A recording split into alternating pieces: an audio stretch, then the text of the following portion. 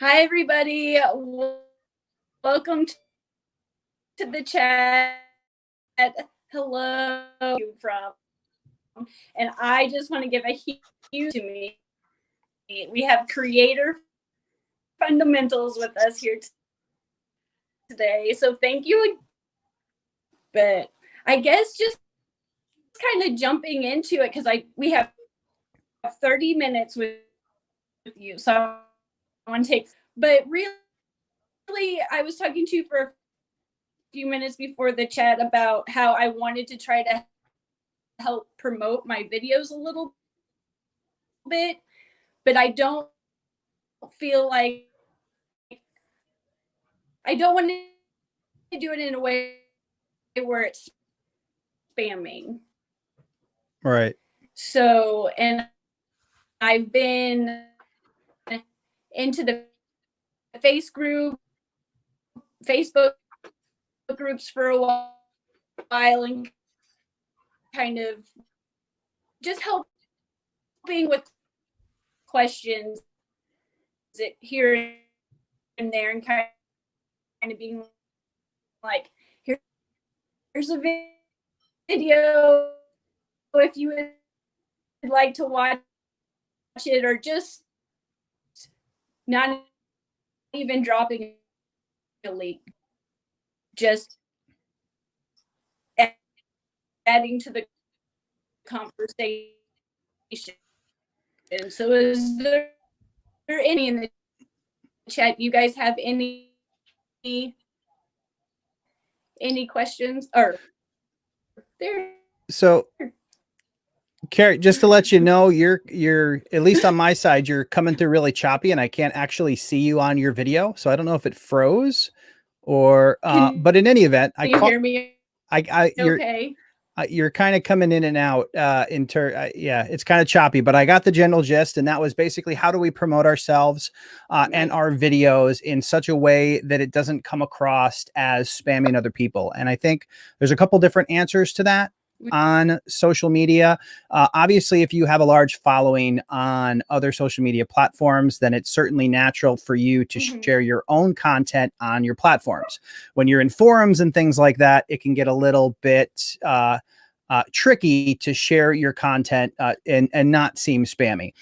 Generally speaking, what I have seen over the years that I've been on YouTube is that very little of the traffic that will, help a video take off comes from those sharing, unless again, you have a big audience elsewhere.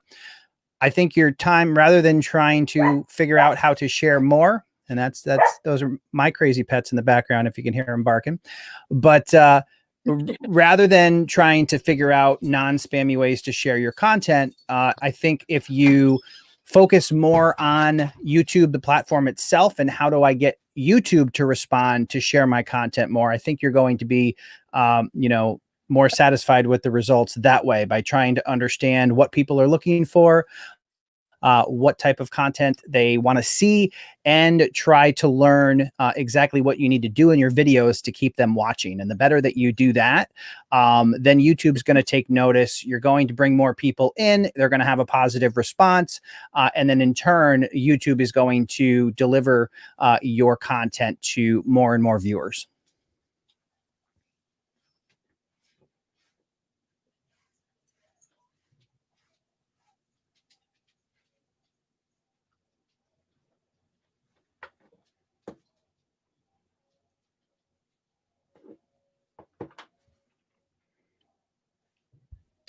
And I cannot hear you talking. So if you are talking, we might have lost connection. I still can't see you on your video.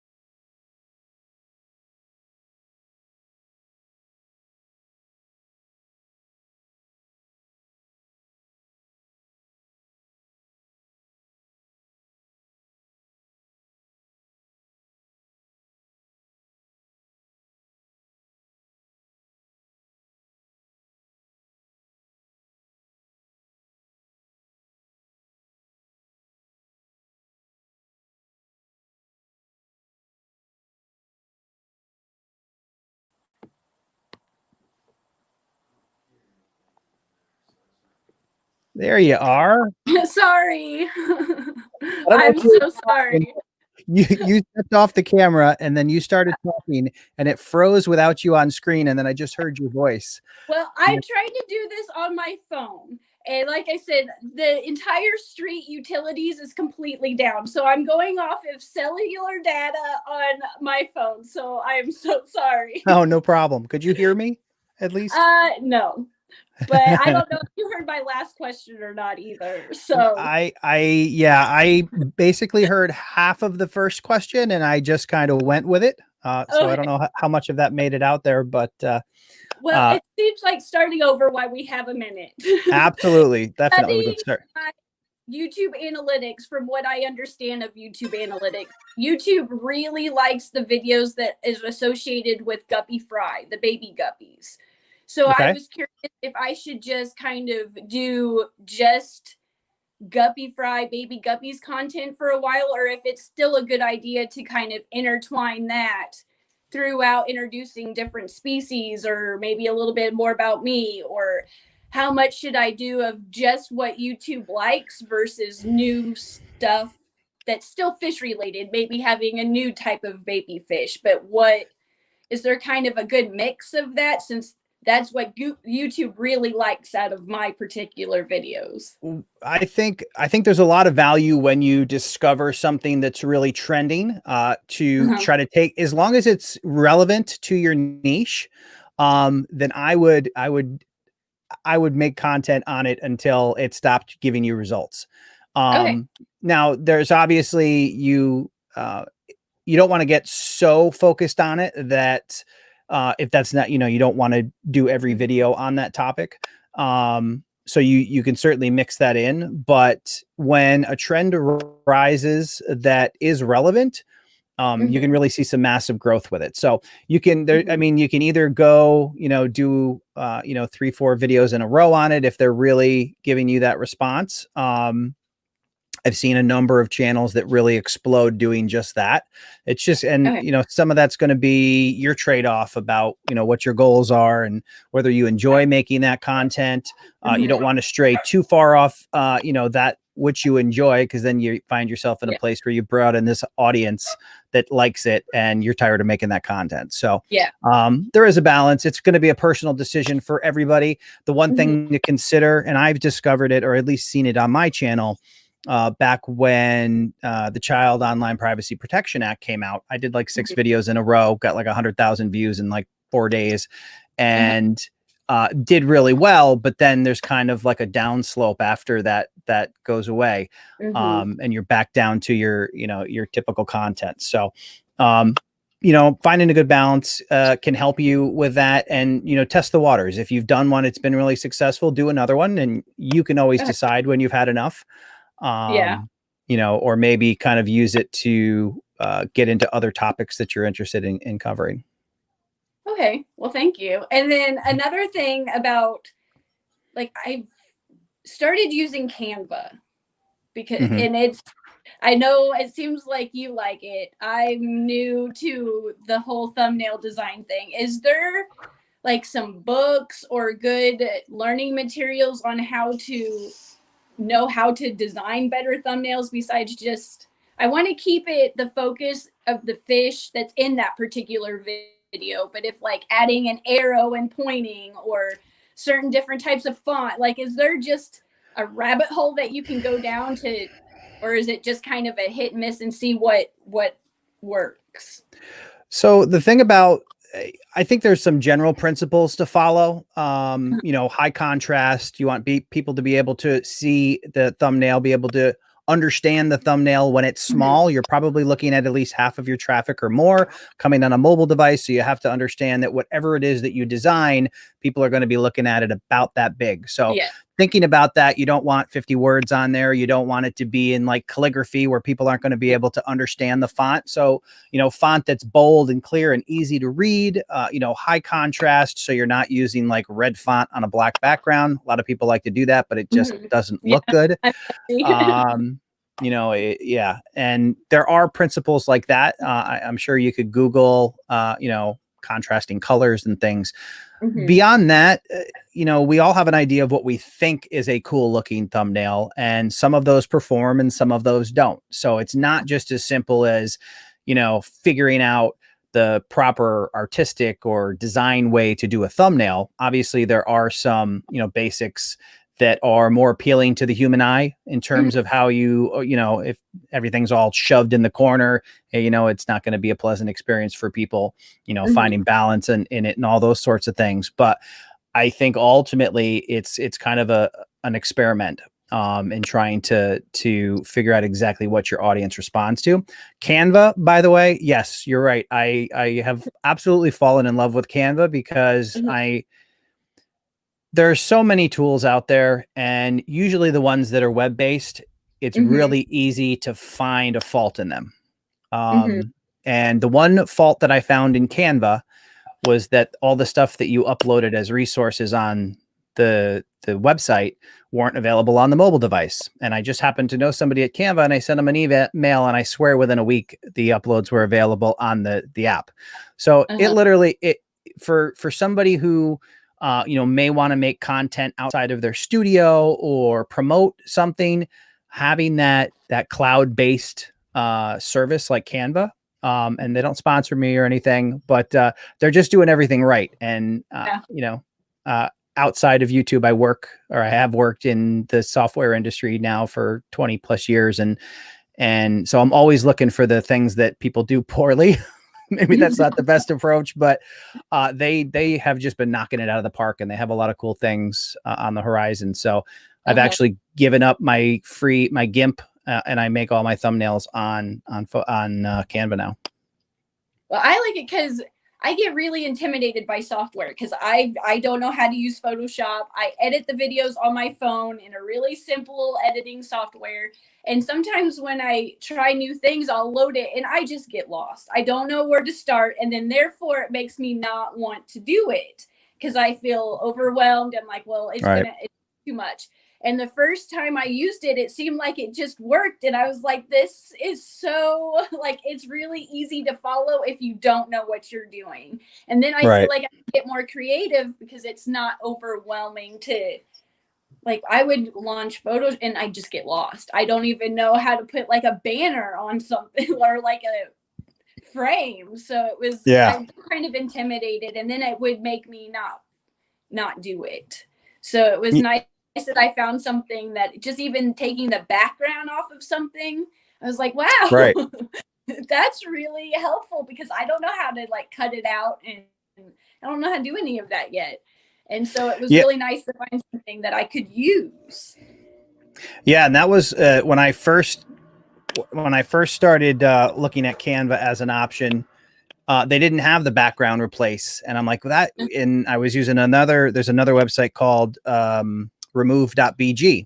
I think I actually did a video on it, and I'm like, this is great. Use the two of these and you can do all of your thumbnail stuff. And you know, within a week or two, they came out with that option. You can upload a photo, click remove background, and you have a headshot that you can use in your thumbnails, which for a lot of people, that's a big struggle. I've seen some pretty scary stuff out there when people try to cut headshots out by hand. Yeah. So it can really level up your ability to make a nice quality thumbnail. You know, and it's something that I believe it's available on the free version of Canva, right? The background. I honestly don't know. I think I upgraded. I think you can use it for like 30 days, but I upgraded it to, I think it's the pro version or something like that. And it does all kinds of stuff for me. But like, it's wow. Considering all the stuff you can do, you know, all of your social media posts and your thumbnails and your channel art for YouTube. Yeah. Upgrading just seems like an easy solution because it gets rid of a lot of other tools. And then I have TubeBuddy. I've been using TubeBuddy for a really long time. And I believe I have like the Legend, one of the, so to A/B tests on thumbnails. Right. How long do you run the experiments for when you do A/B tests? Do you do it for like a week, a month? Does it matter? So I've done it a bunch of different ways. I think the best way is like, once you get past your initial push where you're getting, you know, notification and browse from your general audience and stuff. They have an option rather than setting specific timeframes. You can just do until statistically significant, I think is the way they Okay. refer to it. Okay. And they basically just test it until they are almost positive which one is the better performer. Okay. And then it takes Helpful. however long it takes. Yeah. So I think right when you're setting it up, right to the right side of the box that I think by default populates with like 14 days, you have an option to select statistically significant, I think is how they do that. And you just click that and you let it run. And you can go in and check the data throughout the entire process. And if you decide it's close enough, you can always stop it early. But if you set it that way and you just let it go at whatever time it identifies which one it knows as the winner, it will automatically select that one, I believe. And then another question when it comes to TubeBuddies, I feel like I'm doing my keyword research type wrong, because I would find a title that I would like and I would type the title in, and you just type like the main keyword in to see how it ranks on the Well, keyword. I think you should create your title based on keyword phrases that people are actually looking for. So if you have an idea for a title, I would go into the keyword tool and start, type in the most basic part of that, or what the core of that is, and then see what people are searching for. And then once you see that and you find a keyword phrase that you can, perform strongly in, provided all the other elements are in place, then you try to use it exactly how it is presented in your title. Okay. Because it's a really helpful tool. And I don't think I've posted a video without looking at it, but I felt like I was putting too many words into the search. When you're first trying to find like your target keyword phrase, you want to use its help to see exactly what people are looking for. If you're very specific, then it might not know what it is you're trying to focus on, and you might not arrive at the keyword phrases that people are actually using. So I would, if you're doing it for a specific fish, for example, or, how to care for whatever it is, try to get that as succinct as possible when you put it in and to the search engine, to get an idea of, how people are actually looking for that particular topic. Okay. Yeah. Because how I come up with titles personally is I use keywords everywhere. And I'll type in like, my next video I'm working on is tips for guppy fish, just overall care tips. And I would go in there and see kind of like how people are searching for it, because how I search for it doesn't necessarily mean that's how everybody's searching for it. So it kind of gives me an idea of verbiage maybe that I wouldn't think of. And then I take that and maybe like guppy fish, I'll look to see, and then it'll come up with something, and then I'll be like tips for guppy fish and see where it kind of falls. And then I'll keep narrowing it down. And then on the thumbnails, the title of the video would be tips for guppy fish. And then I would, on the thumbnail, just put care tips or something like that. So it's not, I used to just repeat my title on my thumbnail, just copy it and paste it. But now after listening to you, I feel like you don't have to do that anymore. Just kind of maybe get my last one. There is fish eggs. So I put a circle around the eggs and just put rice fish eggs or something on it. But I'm trying not to make it so closely, like matchy. Right. Yeah. I mean, basically with your thumbnail, your thumbnail is to think of your thumbnail as something interesting enough to get them to stop and read your title. It's not a reproduction of your title. It is, what is the most interesting part of this? What type of emotion can I evoke? Like that we were talking earlier, having high contrast, something that really stands out among the competition. So if you see what everybody else is doing, and maybe they're all using blues and purples or whatever it is, experiment with different color schemes that are going to stand out in those search results. Plus, figure out what it is that, understanding why somebody is searching for that, and making sure that is what jumps out at them on that thumbnail, can be a way to get them to choose yours out of all the other search results that appear. Okay. And then my biggest thing, kind of jumping topic to topic, I have some questions. My biggest thing, I use my phone to film. And I battle with aquariums, the light refraction on the tanks. you don't necessarily see the fish anymore. You see me and everything else Right. going on.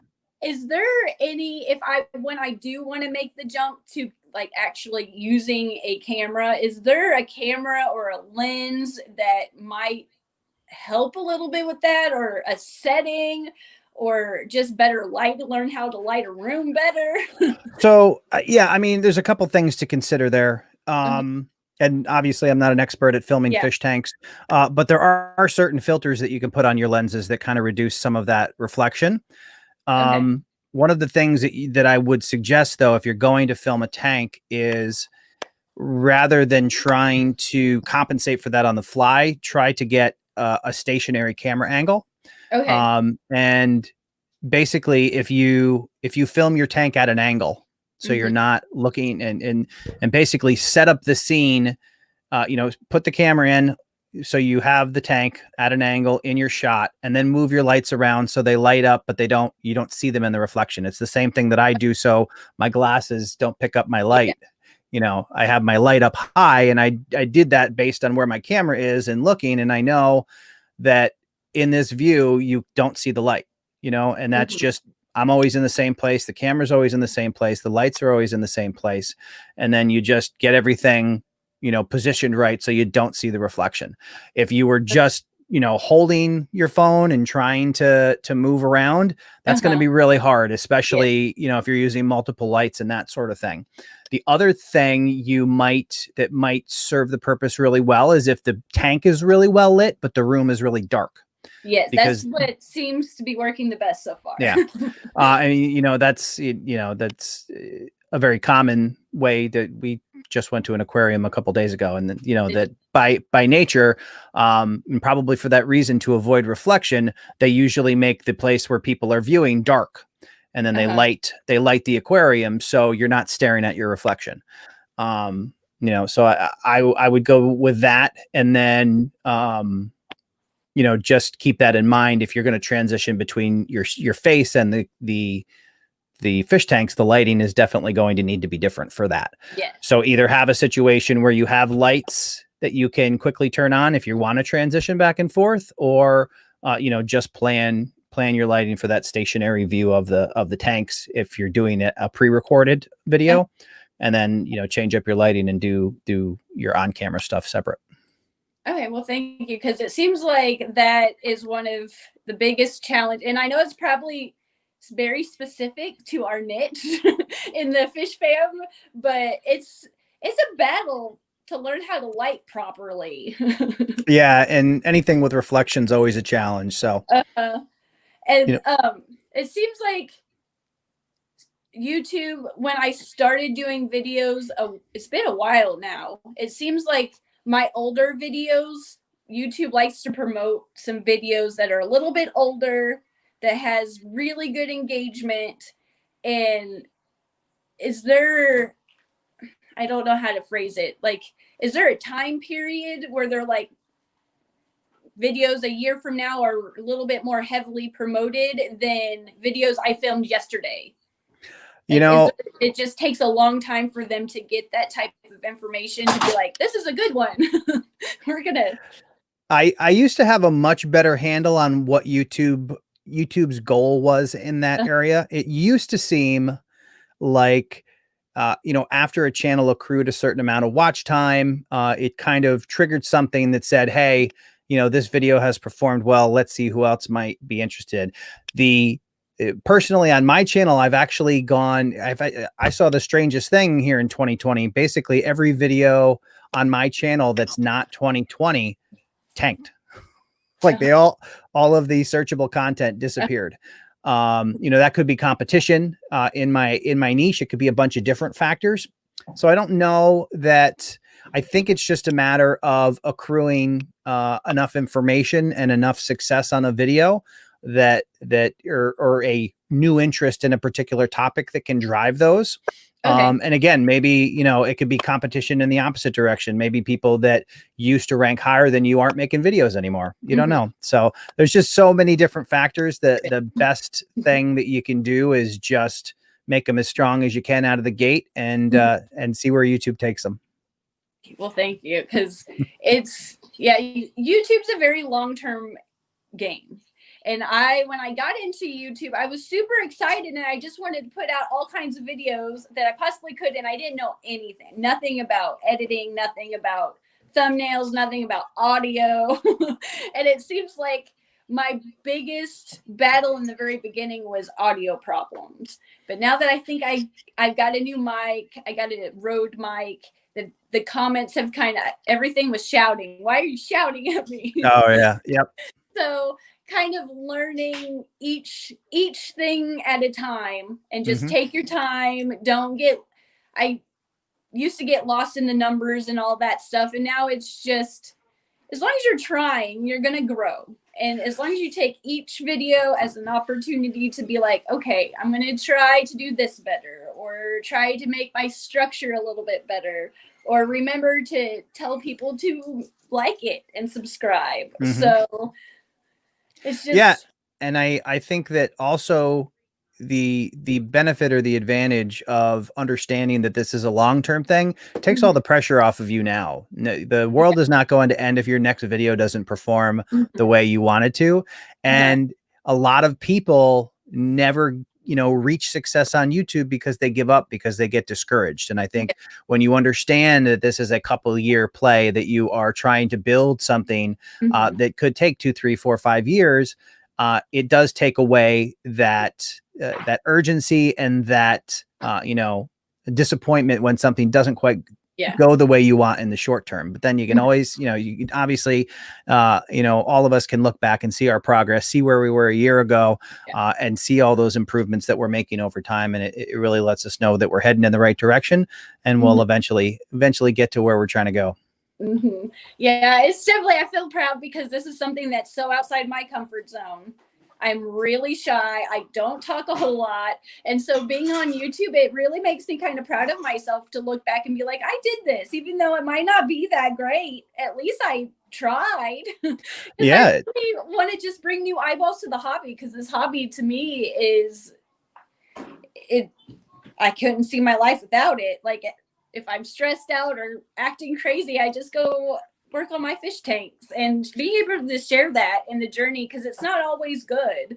Sometimes your tank will crash and you'll lose something, and it's kind of showing the good, the bad, the everything on top of conquering YouTube and bringing more people into the hobby. So awesome. Yeah. And that's the great thing about YouTube. If you decide to do it around something that you enjoy, over time, you're not only, spending time on that, what may start as a hobby, but you can also start making money and, pay for the hobby, and then pay for the channel, and then eventually even, actually turn it into a business.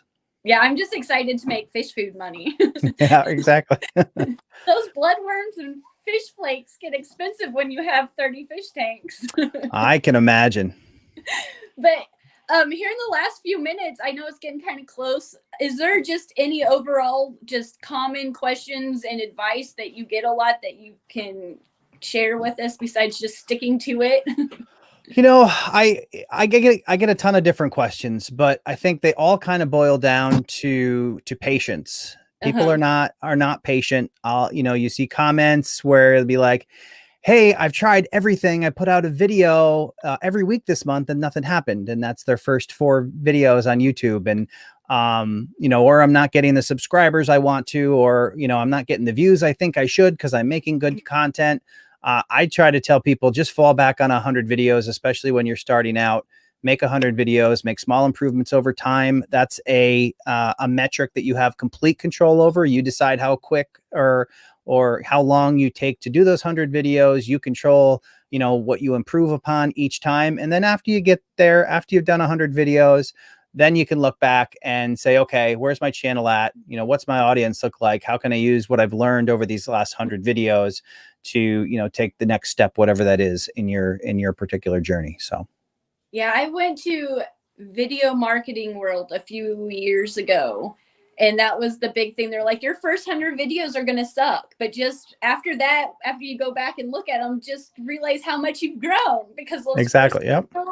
videos are not, especially like learning camera presence. Like why am I nervous with myself? It's like just learning how to do all that stuff. It takes time, and you can't beat yourself up over it, because as long as you're trying to make progress, at least, it'll come. Just keep Yeah, and doing it's definitely awkward in the beginning because you're talking to nobody, and you got to get comfortable talking to nobody in a conversational tone. it. Yeah, so all that takes time, and the idea that people think it's just going to be, magic is going to happen, and in a few videos they're going to have everything figured out.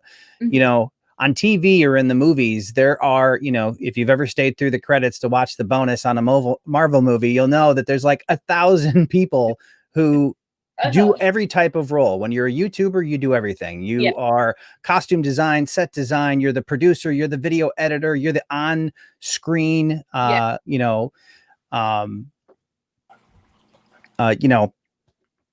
celebrity, whatever you want to call it. You literally doing everything. So I think it's just a matter of realizing that you're going to learn how to do 100 different things, and being okay with taking the time to learn all of those. Yeah. Because I was pretty naive when I first started. I thought you just kind of honestly pointed the camera, shot something, and put it up on YouTube. And I was really naive to everything that I didn't even know that I was going to have to learn, on top of keeping the fish tanks clean so you can share them, on top of family and everything else. So taking a step back and realize you can't learn everything in one day. You can't. Right. And just little bits by little bits. Yeah. But really, I just wanted to say thank you. Like, I've been watching you since I started my channel, and I recommend your channel to everybody I can possibly talk to about. I appreciate that. And your conference that you have is next October. Right? Yeah, we're going to do, based on everything that's happened, People of Video is going to be October 9th, 10th, and 11th, 2021. Okay. So we have a little over a year to go. Get a ticket, go sit down on your computer if you can't get there in person, and learn some YouTube tips. Absolutely. It's going to, it'd be great to get everybody together. It's been a while. Well, thank you for being here for my short little crazy chat. Thank you for having me. And even though there's no electricity, thank you for having a make it work moment with me. No problem. We all run into those sometimes. Thank you. Thanks. Bye, guys.